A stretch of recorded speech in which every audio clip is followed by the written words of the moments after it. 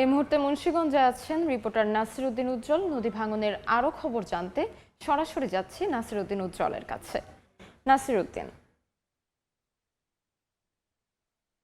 যে এই আক্রমণে কিন্তু গাউদিয়া এলাকায় যে স্থায়ী বাঁধের 15 মিটার এলাকা যে ধসে পড়েছে। একই সঙ্গে যে আমরা যেই এলাকাটিতে আছি এটি রাজগাঁও এলাকায়। এই রাজগাঁও এলাকায় কিন্তু বিভিন্ন স্থানে অন্তত 4-5টি স্থানে এই এখানকার যে এই বাঁধ, সেই বাঁধের মধ্যে ধস নেমেছে এবং এই বাঁধগুলো কিন্তু স্থায়ী না, অস্থায়ী হলে কিন্তু এখানে জিও ব্যাগ দিয়ে এই পুরো এলাকা ঢেকে রাখা হয়েছে, সেগুলো কিন্তু ধসে যাচ্ছে এবং সেখানে কিন্তু এই এলাকায় আতঙ্ক দেখা দিয়েছে। এবং এই যে লৌহজং উপজেলা, সেটি কিন্তু 90 দশক থেকে যে ভয়াবহ ভাঙন হচ্ছে, সেই ভাঙনে কিন্তু 1/3 এলাকা নদীগর্ভে বিলীন হয়ে গেছে এবং এই 1/3 এলাকা নদীগর্ভে বিলীনের পর যে এই বাঁধ, সেই বাঁধ ঘিরে কিন্তু এলাকার মানুষ আশার আলো দেখছিলেন, কিন্তু এবার যে আকস্মিক এই বাঁধ ভেঙে যাচ্ছে সেখানে কিন্তু তারা আতঙ্কিত এবং তারা দাবি করেছেন যে এলাকাগুলোতে স্থায়ী বাঁধ করা হয়নি সেই প্রকল্পের সঙ্গে স্থায়ী বাঁধে সম্পৃক্ত করার জন্য। এবং একই সঙ্গে কিন্তু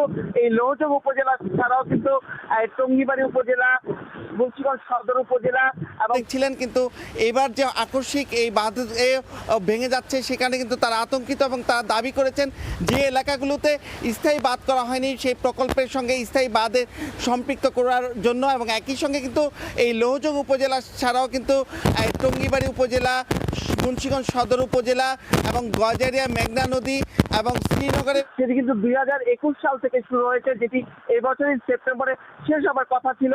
এবং এই প্রকল্পের যে কার্যকারিতা নিয়ে কিন্তু এখন প্রশ্ন উঠেছে এবং এখানকার যে নদী শাসন করার পাশাপাশি যে এই জরিপ করে যে এই দীর্ঘ প্রকল্প গ্রহণ করা হয়েছে, সেখানে কেন আবার এই ভাঙন দেখা দিচ্ছে সেই ব্যাপারে কিন্তু স্থানীয়রা প্রশ্ন তুলেছেন।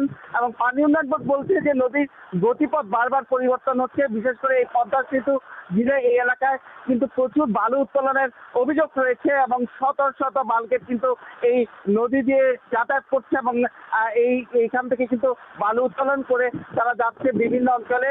এবং এই অপরিকল্পিত যে নদীর গতিপথ বারবার পরিবর্তন, এই নদী ভাঙনের সবচেয়ে মুন্সিগঞ্জ থেকে সরাসরি যুক্ত ছিলাম।